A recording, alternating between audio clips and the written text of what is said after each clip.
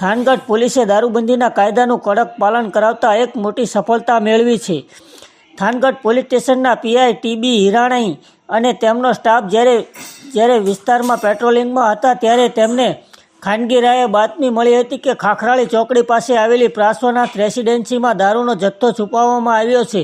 પોલીસે તુરંત કાર્યવાહી કરતા ફ્લેટના બ્લોક સીના પાર્કિંગમાં તપાસ હાથ ધરી હતી. ત્યાં પાર્કિંગ કરેલી એક Maruti Suzuki Swift Dzire car number GJ13CE6057ની તલાશી લેતા તેમાંથી રાજસ્થાન પાર્સિંગનો વિદેશી દારૂનો મોટો જથ્થો મળી આવ્યો હતો.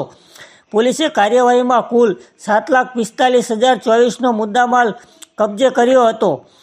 વિદેશી દારૂ 2,45,024ની કિંમતનો હતો અને વાહન 5 લાખની કિંમત મારુતિ સ્વિફ્ટ કાર. આરોપી વિરુદ્ધ કાર્યવાહી કરી હતી. આ મામલે પોલીસે થાનગઢ રહેવાસી ઇરફાનભાઈ ભટ્ટી સામે પ્રોહિબિશન એક્ટ હેઠળ ગુનો દાખલ કર્યો કે જો કે પોલીસ ઘટના સ્થળે પહોંચે તે પહેલાં જ આરોપી ફરાર થઈ ગયો હતો. હાલ પોલીસે આરોપીને પકડવા માટે ચક્રો ગતિમાં કર્યા છે અને વધુ તપાસ હાથ ધરી છે.